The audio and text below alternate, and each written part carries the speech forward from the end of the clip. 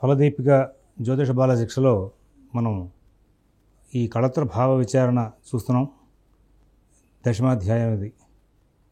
ఇక్కడ మనకి ఈ అధ్యాయంలో ఈ కళత్ర సంబంధమైనటువంటి యోగాలు చెప్పుకుంటూ చివరికి వివాహం ఎప్పుడు అవుతుందనేటువంటి అంశాన్ని కూడా మనం జాతకరీత్యా ఎప్పుడు ఎట్లా చెప్పాలి అనే విషయం మీద చిన్న ప్రస్తావన చేసి అడిగిన చాలా గొప్పదైనటువంటి విశేషం. వరుస క్రమంలో చూసుకున్న 8వ శ్లోకం. చంద్రే సమందే మదగే పునర్భూ పతిర్భవేద్ వ్యాప్య సుతో విదారః నీచారిభస్తైర శుభైర్మదే స్త్రీ పుంసోర్మృతిశ్చాన్నిధనే ధనేవా. స్త్రీ జాతకంలో మరి శని సప్తమంలో ఉండి చంద్రుడితో కలిస్తే కనుక అటు స్త్రీకి వివాహం అయ్యే యోగం ఉంది అని చెప్పేసి చెప్పుకుంటూ వచ్చాడు. అలాగే పురుషుడి జాతకంలో శని సప్తమంలో ఉండి చంద్రుడితో కలిస్తే వాడు భార్యాహీనుడవడం కానీ సంతతిహీనుడవడం కానీ జరుగుతుంది అని చెప్పాడు. పాపగ్రహాలు సప్తమ అష్టమ ద్వితీయ స్థానాల్లో ఉండి ఆ సప్తమ అష్టమ ద్వితీయ స్థానాలు వాళ్ళకి నీచి కానీ శత్రుస్థానం కానినప్పుడు అది పురుష జాతకం, స్త్రీ జాతకం అయితే పురుషుడికి, పురుష జాతకం అయితే స్త్రీకి మరణం కలిగే అవకాశం ఉందని చెప్పుకుంటూ వచ్చాడు. ఇక్కడ కేవలం శుభగ్రహాలతో కాకుండా కళత్ర స్థానంతో కాకుండా కళత్ర నష్ట విచారణ చేసే విషయంలో పుంజోర్మృతహిస్యా నధనేధనేవా. మరి ఈ సప్తమ అష్టమ ద్వితీయ స్థానాలు చాలా విశేషంగా చెప్పుకుంటూ వచ్చాడు. ఇక్కడ పాపగ్రహం అది నీచగ్రహం కానీ నీచలో ఉండాలి, అది శత్రురాశిలో ఉండాలి. ఆ రాశి ద్వితీయం కానీ సప్తమం కానీ అష్టమం కానీ అవ్వాలి. అయితే కనుక ఆడవాళ్ళకైతే కనుక భర్త నష్టం, మగవాళ్ళకైతే కనుక భార్య నష్టం జరిగే అవకాశం ఉంది. లగ్నాత్ కలత్ర భవనే సమరాశి సంజ్ఞే భావాధిపే చ తథైవ గతే సురేఢ్యః సూర్యాభితప్తరహితే సుతదారదాధే వీర్యానుతేతు జననం ససుతం కళత్రం. సప్తమ రాశి సమరాశి అయ్యి అలాగే సప్తమాధిపతి శుక్రుడు మరి వీళ్ళిద్దరూ కూడా సరిరాశుల్లో ఉండి పంచమ సప్తమాధిపతులు మరి బలంగా ఉండి అస్తంగాత్వాది దోషాలు కనుక లేకుండా ఉంటే వాళ్ళు భార్య సంతానంతో వాడు సుఖంగా ఉండే అవకాశం వస్తుంది. వీర్యానుతేతు జననం ససుతం కళత్రం అంటే సప్తమాధిపతి సమరాశి అయి ఉండాలి. ఆ రాశ్యాధిపతి సప్తమం సమరాశి, ఆ రాశ్యాధిపతి సప్తమాధిపతి మళ్ళీ శుక్రుడు ఇద్దరు కూడా సర్రాశుల్లో ఉండి పంచమ సప్తమాధిపతులు బలవంతులై అస్తంగత దోషాలు లేకపోతే కనుక అనే విషయాన్ని ప్రస్తావించాడు. ఇక్కడ కళత్ర భావ విచారణ చేసేటప్పుడు ఫలదీపికలో ఈయన మొత్తం అంతా కూడా పంచమ స్థానాధిపతిని కూడా బాగా ఆధారం చేసుకుంటూ ముందుకు వెళ్ళాడు.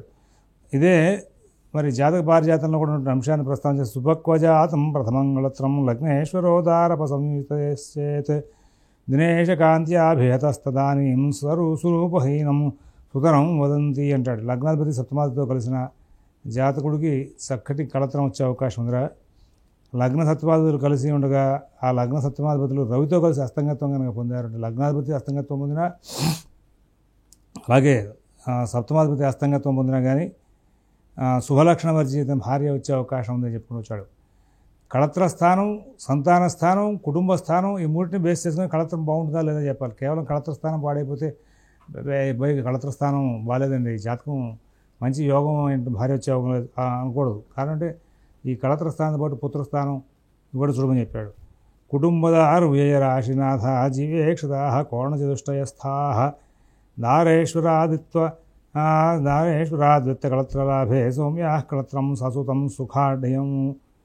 ద్వితీయ సప్తమ వ్యాధిపతులు గురుంచే చూడబడుచుండగా కేంద్ర త్రికోణాల్లో ఉన్నా లేకపోయినా ద్వితీయ సప్తమ వ్యాధిపతులు త్రికోణ లేకపోతే కేంద్రాల్లో మరి ఉండి బృహస్పతి చేత చూడబడుతుంటే మరి శుభులు ద్వితీయ సప్తమ లాభస్థానాల్లో ఉన్న సకాల శుభంలో కలిగినటువంటి సంతోషదాయమైనటువంటి పుత్రులను భార్య వచ్చే అవకాశం ఉందని చెప్పుకుంటూ వచ్చాడు. కుటుంబదార వ్యయరాశినాథాహ. కుటుంబం దార అంటే సప్తమం, వ్యయం 12 అంటే ఆ రాశినాథులు జీవేక్షదా కోణచతుష్టయస్థా కేంద్రంలో కానీ కేంద్రంలో కానీ ఉండి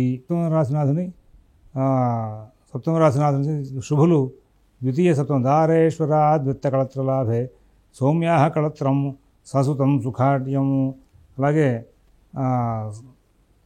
సప్తమేశ్వరుడు ఎక్కడుంటాడో అక్కడి నుంచి 2వ రాశిలో 7వ రాశిలో 12 రాశిలో కనుక శుభగ్రహాలు కనుక చేరి ఉంటే కనుక అతనికి వచ్చే భార్య మూలంగా సుఖం ఉంటుంది, సంతానవంతుడు అవుతాడు, బాగుంటుందని చెప్పుకుంటూ వచ్చాడు.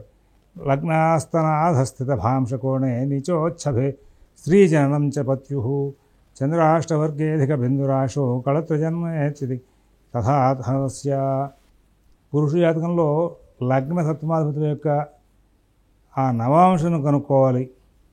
లగ్నాధిపతి సప్తమాధిపతి యొక్క నవాంశులు ఆ రాశులు కానీ ఆ నవాంశ రాశులు కానీ మరి కోణాల యందు భార్య యొక్క జన్మరాశి ఉంటుంది అని చెప్పుకుంటూ వచ్చాడు. అలాగే సప్తమ లగ్నాధిపతుల యొక్క ఉచ్చరాశి కానీ లేక నీచరాశి కానీ అవుతూ ఉంటుంది. అలాగే ఈ 2 మాటలు చెప్తూ చంద్రాష్టక వర్గంలో అధిక బిందులు గల రాశి భార్య యొక్క రాశి జన్మరాశి అయ్యే అవకాశం ఉందా అని చెప్పుకుంటూ వచ్చాడు.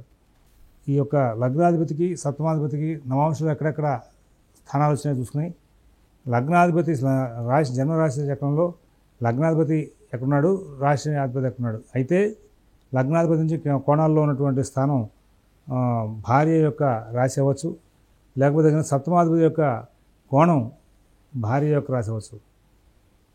ఈ 2 కాదు, వీళ్ళకి నవాంశంలో ఎక్కడున్నారు చూసుకోవాలి. ఈ లగ్నాధిపతి ఎక్కడున్నాడు, సప్తమాధిపతి ఎక్కడున్నాడు నవాంశంలో. మరి అక్కడ కోణాల్లో ఏ రాశులు వచ్చినాయో ఆ రాశిలో అయినా సరే ఇక్కడ భార్య యొక్క రాశి అయ్యే అవకాశం వస్తుంది, జన్మరాశి అయ్యే అవకాశం వస్తుంది. ఇక్కడ ఈ 2 చెప్పిన తర్వాత ఇక్కడ 2 మాట ఏం చెప్పాడంటే వీళ్ళ యొక్క ఉచ్చరాశి లేకపోతే నీచరాశి కూడా భార్య యొక్క రాశిని జన్మరాశిని సూచిస్తూ ఉంటుంది అని చెప్పాడు. అంటే లగ్నాధిపతి ఉన్న రాశి నుంచి కోణాలు కానీ సప్తమాధిపతి ఉన్నటువంటి రాశి నుంచి కోణాలు కానీ లగ్నాధిపతి నవాంశం లేకుంటాడో అక్కడి నుంచి కోణాల్లో కానీ సప్తమాధిపతి కోణాలు లేకుంటాడో అక్కడి నుంచి కానీ అక్కడ మనకి ఈ యొక్క భార్య యొక్క రాశి తెలిసే అవకాశం ఉంది. లేదంటే కనుక లగ్నాధిపతి యొక్క ఉచ్చ లేదా నీచ, సప్తమాధిపతి యొక్క ఉచ్చ నీచ ఇది కూడా తెలుస్తుంది. అష్టక వర్గులు వేసినప్పుడు అష్టక వర్గుల్లో అధిక బిందులు ఏ స్థానానికి వస్తాయో ఆ స్థానమే భార్య యొక్క జన్మరాశిగా స్వీకరించాల్సిన అవసరం వస్తుంది అన్నట్టు మాట చెప్పారు. అయితే ఆ చంద్రాష్టవర్గే అధిక బిందురాశు అన్నాడు. కాబట్టి చంద్రాష్టక వర్గులు అధిక బిందువులు ఏ రాశిలో వస్తాయో ఆ రాశిలోనే భార్య యొక్క జన్మస్థానం జన్మరాశి ఉండే అవకాశం ఉన్న విషయాన్ని నేను ప్రస్తావన తీసుకొచ్చాడు. ఇక్కడ కామాధిప భార్గవానాం అక్షం దిశం సదంతి తస్య పత్న్యాః శుక్రోస్తపో వా తనునాథభాంశకః త్రికోణమాయాదథావా. మరి ఇక్కడ చాలా చక్కటి సూత్రం అన్నమాట ఇది. వివాహం జరిగే యోగాన్ని చెప్తూ 3 గ్రహాల యొక్క స్థితి రాశిని చెప్పుకుని వచ్చాడు. ఏంటి అంటే సప్తమ రాశి ఎందు ఉన్నటువంటి గ్రహాలు సప్తమ రాశ్యాధిపతి సప్తమ కళత్ర స్థానం కళత్రకారకుడైన శుక్రుడు కళత్రాధిపతి కళత్ర స్థానంలో ఉన్నటువంటి గ్రహాలు. ఈ మూడిట్లో మరి శుక్రుడు కానీ సప్తమాధిపతి కానీ గోచార వశమున లగ్నాధిపతి స్థిత రాశి కానీ లగ్నాధిపతి స్థిత నవాంశ రాశికి కానీ కోణాలు యందు ఇక్కడ ప్రవేశం జరిగినప్పుడు ఆ వివాహం జరిగే అవకాశం ఉంది అనేటువంటి అంశాన్ని ప్రస్తావనకు వచ్చాడు. చాలా విశేషమైనటువంటి అంశం. మరి సప్తమ అయిపోయిన తర్వాత కళత్ర సంస్థస్య కళత్ర దృష్టే దశ ఆగమే వాథ కళత్రస్య యదా విలగ్నాధిపతి ప్రయాతి కళత్రభం తత్ర కళత్రలాభ. సప్తమ భావగ్రహస్థిత గ్రహదశ ఎందుకు కానీ అంటే సప్తమ భావంలో ఏ గ్రహాలు అయితే ఉన్నాయో ఆ గ్రహాల యొక్క దశలు అంతర్దశలో కానీ సప్తమ రాశిని చూసేటువంటి గ్రహాల యొక్క దశలు అంతర్దశలో కానీ అంటే సప్తమ భావంతో ఉన్నటువంటి సంబంధం ఉన్నటువంటి గ్రహాల యొక్క పేర్లను చెప్పుకుంటూ వస్తున్నటువంటి కళత్ర సంస్థస్య కళత్ర స్థానంలో ఉన్నటువంటి గ్రహాలు కళత్ర దృష్టే కళత్రాన్ని చూస్తున్నటువంటి గ్రహాలు మరి దశ ఆగమే వాథ కళత్రవస్య కళత్రాధిపతి యొక్క దశ ఈ మూడిట్లో వస్తున్నప్పుడు వివాహం జరిగే అవకాశం వస్తున్నాయి. అని యదా విలగ్నాధిపతి ప్రయాతి కళత్రభం తత్ర కళత్రలాభ. లగ్నాధిపతి ప్రయాతి కళత్రభం గోచారోషంలో సప్తమంలో ఉన్నప్పుడు వివాహం జరిగే అవకాశం ఉందని భువనదీపం అనేటువంటి గ్రంథంలో నేను మళ్ళీ ఇంకా విశేషాలు చెప్పుకుంటూ వచ్చాడు. ఈయన వ్యాఖ్యానం రాసుకుంటూ వచ్చాడు. కళత్రాధిపతి మరి ఈ గోచారంలో ఆయన లగ్నాధిపతి గోచారంలో ఎప్పుడైతే సప్తమంలో వస్తాడో ఒకవేళ మేష లగ్నం అయింది లగ్నాధిపతి కుజుడు సప్తమ స్థానం తుల ఈ గోచారంలో కుజుడు మళ్ళీ తులలో ఉన్నప్పుడు ఈ పైన దశలు చెప్పారు సప్తమంలో ఉన్నటువంటి గ్రహాలు కానీ సప్తమాధిపతి కానీ సప్తమాన్ని చూసినట్టు గ్రహాలు కానీ సప్తమంలో సప్తమాధిపతి యొక్క దశ కానీ సిగ్నిఫికేటర్స్ ఇవే కేపీలో సిగ్నిఫికేటర్స్ అంటే ఆయన ఆ సంబంధం సప్తమ స్థానం స్టడీ చేస్తున్నారు. సప్తమ స్థానంలో సంబంధం అంటే గ్రహాల యొక్క దశలు అందరూ సప్తమ కారకుడు వాళ్ళ సంబంధించిన దశలు అంత దశలోనే నువ్వు ఈవెంట్ చెప్పాలి లేకపోతే ఎప్పుడు పడితే చెప్తే ఒప్పుకోడు ఆయన. ఇక్కడ కూడా అంతే ఈయన కూడా చెప్పింది. అందుకోసమే కేపీ గారు ఫలదీపుని ఎక్కువగా పెట్టుకున్న కారణం కూడా ఇందుకోసం నేను మొదలు చెప్తున్నాను మీకు. ఆయన దీన్ని ఫాలోఅప్ చేశాడు పురాశరలో ఫలదీపుని బాగానే. ఇక్కడ కళత్ర స్థానంలో ఉన్న గ్రహం పైన శ్లోకం అంటే కామాధిప భార్గవానాం అక్షందిషం సంసదస్య పత్న్యా. ఇక్కడ సప్తమ రాశి ఉన్న గ్రహం సప్తమ రాశ్యాధిపతి శుక్రుడు గోచార వర్షంలో లగ్నాధిపతి స్థిత రాశికి కానీ లగ్నాధిపతి స్థిత నవాంశ రాశికి కానీ కోణాల్లో పంచమ భాగ్యాల్లో గ్రహాలు ప్రవేశించినప్పుడు వివాహం జరుగుతుందని చెప్పాడు. బాగుంది. ఇక్కడ చెప్తున్నాడు సప్తమ భావ స్థిత గ్రహాలు కానీ సప్తమాన్ని చూస్తున్న గ్రహాలు కానీ సప్తమాధిపతి దశ కానీ ఉన్నప్పుడు వివాహం అయ్యే అవకాశం చెప్పుకుంటూ వచ్చాడు. అలాగే లగ్నాధిపతి గోచారంలో సప్తమంలో ఉన్నప్పుడు వివాహం జరిగే అవకాశం ఉందా చెప్పుకుంటూ వచ్చాడు.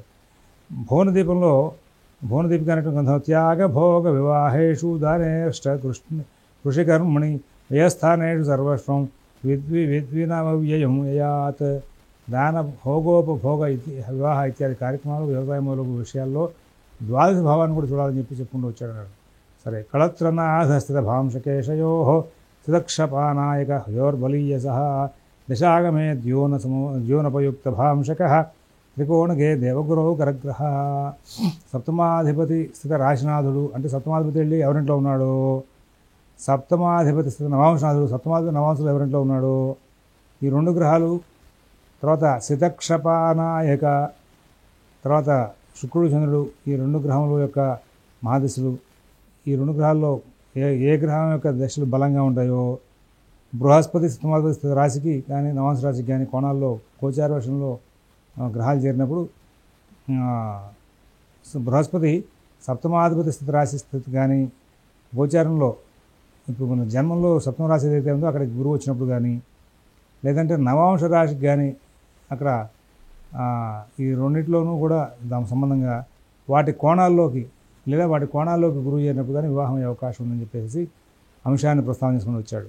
కళత్రాధిపతికి శత్రు నీచ అస్తంగత్వ దోషాలు కలిగినప్పుడు శత్రుగ్రహ వీక్షణ కొడుతున్నప్పుడు మరియు సప్తమ రాశికి పావగ్రహాలతో ఉన్నప్పుడు భార్యా నష్టాన్ని సూచించాలి. ఆ సమయంలో భార్యా నష్టాన్ని సూచించాల్సిన అవసరాన్ని కళత్రనాథే రిపునీచ సంస్థే మీఢేధవా పాప నిరీక్షతేవా కళత్రభే పాపయుతే దృష్టే కళత్ర హానిం ప్రవదంతి సంతః అంటూ ఈ కళత్ర నష్ట అంశాన్ని ప్రస్తావించుకొని వచ్చాడు. ఈ విధంగా మంత్రేశ్వరుడు కళత్ర భావంలో చెప్పినటువంటి అంశాలను ఇతర గ్రహ గ్రంథకర్తలు చెప్పుకొని వచ్చారు. చాలామంది టీవీల ద్వారా ప్రోగ్రామ్ ఇస్తున్న వాళ్ళలో కొంతమంది ఫోన్లు చేశాయా అసలు మరి ఈ సూత్రాలను ఒక పద్ధతి ప్రకారంగా ఉన్నప్పుడు ఇన్ని పుస్తకాలు ఎందుకు ఉత్పత్తి అయినాయని అడిగారు. ఇన్ని పుస్తకాలు ఎందుకు ఉత్పత్తి అయినాయి అంటే యాక్చువల్లీ ప్రతి పుస్తకంలో కూడా ఒక కొత్త అంశాన్ని ప్రస్తావన చేసుకుంటూ వచ్చారు. మంత్రేశ్వరుడు కొన్ని విశేషాలు చెప్పాడు. పారిజాతంలో కళత్ర భావం స్టడీ చేసాం. దానికి కాకుండా కొన్ని అంశాలను ఇక్కడ ఆయన ఎక్స్ట్రాగా కొన్ని చెప్పుకుంటూ వచ్చాడు. ఇలాగ ఎవరికి వాళ్ళు ఏం చేశారంటే కొత్తగా గ్రంథం రాసినప్పటికీ కూడా ఆ గ్రంథంలో ఇంకా ఎన్నో విశేషాలను జోడించడం మూలంగా ఇన్ని గ్రంథాలని కూడా మనం శోధన చేసుకోవాల్సి వచ్చింది. శోధన చేసినప్పుడు ఈ పాయింట్లన్నీ కూడా సూత్రాలను కూడా ఒక చోట రాసుకుంటే అన్ని గ్రంథాల విశేషాలను కూడా మనం క్రోడీకరించి పాఠం చెప్పుకుంటూ ఎట్లయితే వెళ్తున్నామో అదే రీతిగా జాతకం మీద కూడా ఇంప్లిమెంట్ చేసి సత్ఫలితాలు పొందే అవకాశం వస్తుంది. అందరూ కూడా ఈ కళత్ర భావాన్ని జాగ్రత్తగా స్టడీ చేసి మీ పిల్లల యొక్క వివాహాలప్పుడు అప్పుడు కూడా వాడుకుని సుఖంగా ఉంటారని చెప్పి ఆశిస్తూ రేపటి రోజున స్త్రీ జాతకాధ్యాయం 11వ అధ్యాయాన్ని ఫలదీపికలో మనం శోధన చేద్దాం. స్వస్తి.